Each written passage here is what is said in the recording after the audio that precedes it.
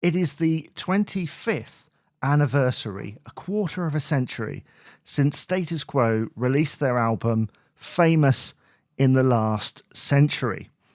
This was the follow-up to Under the Influence and a second covers album following on from the previous one, Don't Stop, released a few years prior. That one was a humongous success. It got really high chart placing and is considered pretty much, it's huge publicity surrounding that one. And so management suggested, let's do another one. And it was the year 2000, sort of 99, 2000. The millennium was a big thing, new century. Let's have Quo doing a selection of songs from the last century, mostly sort of the 50s to the 1970s. And this is the resulting album. I remember picking this up. I was a fairly new Quo fan at that point, maybe 18 months to a couple of years or more, around the time of Whatever You Want, the best of Status Quo. And so for me, this was like the second album launch that I was a part of. And so I remember picking it up, taking it home and being quite excited by it, because a lot of these songs, you know, I was 10 years old at that point. I hadn't heard them before. It introduced me to a bunch of music that that I would go on to explore even further later on.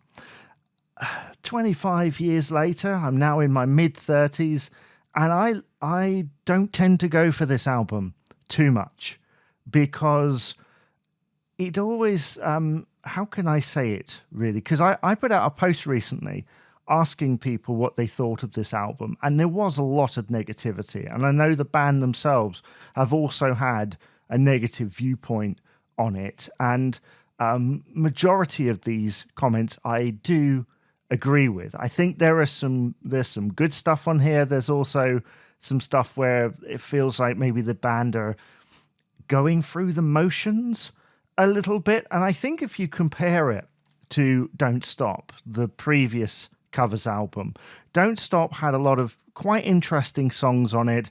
Not all of them were like Quo type, right? They were sort of a bit left field, things like Safety Dance or The Future So Bright. It sort of had interesting arrangements, like When You Walk in the Room, where it just showed from a commercial perspective, like how they could kind of reinvent these things and make them interesting.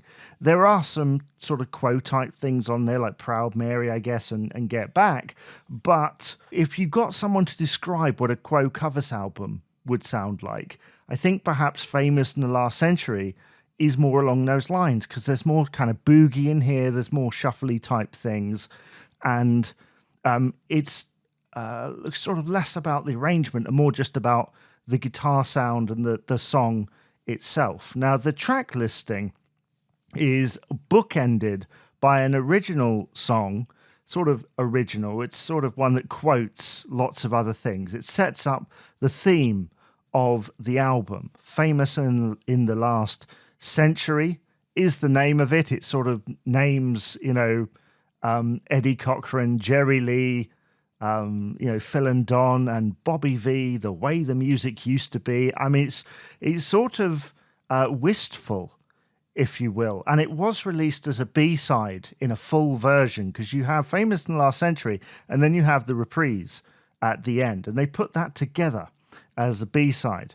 You then got a version of the Bob Seger song, Old Time Rock and Roll, then the Elvis song, Way Down, the Buddy Holly song, Rave On, the Chuck Berry song, Roll Over Beethoven, When I'm Dead and Gone, Memphis, Tennessee, another Berry song, Sweet Home Chicago, a Robert Johnson song, and then Crawling from the Wreckage, recorded most famously, I think, by Dave Edmunds, Good Golly Miss Molly, that's a Little Richard song, Claudette, written by Roy Orbison, also performed by the Everly Brothers at some point later on.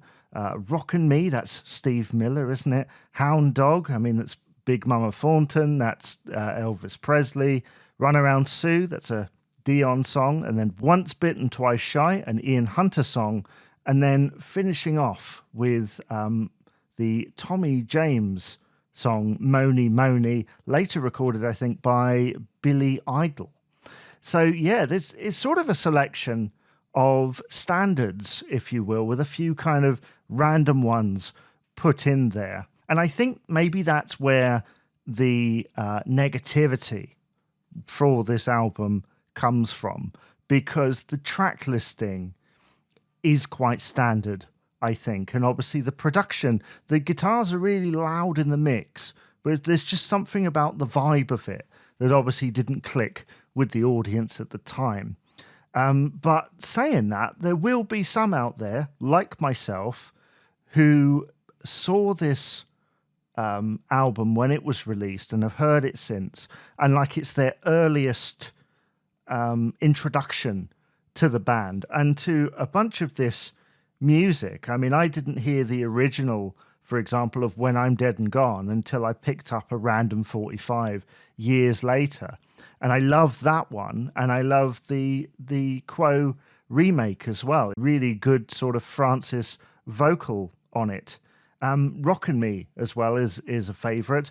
And it's always nice as well to hear them do another Dave Edmunds song. Obviously, a year or so earlier, they did I Knew the Bride, and now doing Crawling from the Wreckage.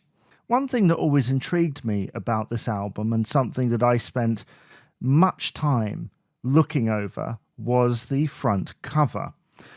The album artwork features the band of Francis Rossi, Rick Parfitt, Andy Bown, John Rhino Edwards, and in his last appearance on an album, Jeff Rich, standing on a Buckingham Palace balcony surrounded by figures from the 20th century. These have, and for want of a better phrase, been photoshopped in, and I thought it was quite impressive. There's a bunch of figures on here, including Groucho Marx, Marilyn Monroe, Margaret Thatcher, Queen Elizabeth II, and Prince, now King Charles III. I can understand why some would look at this album cover as a little bit cheesy, but I think for the kind of album that it is, it works, and it certainly helps to set the mood. Something that is further emphasized by the CD resembling a vinyl record. Lastly, before I close up this video, I want to tell you a little story that I heard years ago. So around the time that this album came out, and I'm not sure how true this is, but there was a DJ playing a birthday party or something, maybe a 40th or a 50th, and for some reason, the crowd just wanted lots of Status Quo, and they didn't got any Quo at that point. And all they had, pretty much, maybe alongside the hit songs, which, let's be honest, you can't just play the same sort of 2 or 3 songs that you happen to have. So they had a copy of Famous in the Last Century that they'd borrowed off a parent who was a Quo fan. And so they spent the evening basically playing this album from front to back. And I thought that was a funny story. I've always remembered it. And it just goes to show you that this album, has things, sort of the way that it's done can sound typical Quo. You've got that proper shuffle boogie stuff. There's some great Rick Parfitt performances on here alongside, really tight rhythm section going on there. But this album is, as the story I've said just suggests, it's sort of a party album where every song leads into the next one. You think about the end of Old Time Rock and Roll, and you hear Jeff doing a little drum fill that then takes you straight into Way Down. And so I can see why a DJ, for example, could just play this, and it would basically be like having a Quo concert in your living room or at your venue, obviously without the greatest hits. They said that they weren't keen on doing another one, or they weren't going to do another one.